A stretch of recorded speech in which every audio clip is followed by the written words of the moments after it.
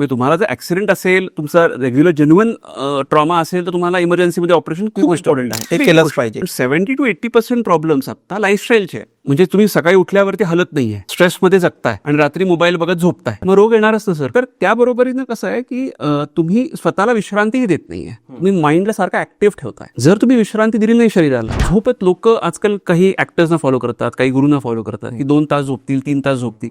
त्यांनी केलं म्हणून तुम्ही करू नका. तुम्हाला 6 तास, 7 तास, 8 तास झोप आहे ती घ्या, कारण झोपेसारखं रेज्युमिनेटर नाहीये, झोपेसारखं औषध नाहीये.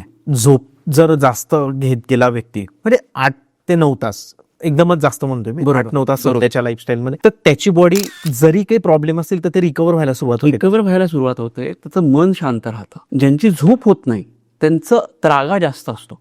मी हे जेन्युइनली सांगतोय, मी असं नाही म्हणत आहे की मी अनुभवानं सांगतोय. जेव्हा माझी झोप चांगली असते तेव्हा माझं मन, माझा मूड चांगला वेगळा असतो. जेव्हा माझी झोप झालेली नाहीये, आजूबाजू वातावरण किती चांगलं असलं तरी मी त्रागामध्ये असतो. बरोबर. आता तुम्ही अनुभव केले की मला माहिती एक्झॅक्टली मी केलंय सर. ह्या गोष्टी ह्या साध्या सोप्या आहेत, पण ह्याला जर आपण सांगितलं नाही समोरच्याला समजावून, तर लोकांना अटेन्शन देण्यासाठी वेळ नसतो सर. लोकांना भारतामध्ये काय चाललंय, विदेशामध्ये काय चाललंय माहितीये, हो. पण स्वतःच्या मनात काय चाललंय ते माहित नाहीये. आणि लोक खोटंही बोलतात सर आजारांच्या बाबतीत, म्हणजे सांगत नाही की मला हे होतंय, घरी पण नाही सांगत, डॉक्टरकडे पण नाही जात. त्यांना असं वाटतं की काहीतरी मोठं निघून जाईल मला. पूर्ण व्हिडिओ बघण्यासाठी YouTube वर जाऊन बँटर विथ चेतन सर्च करा.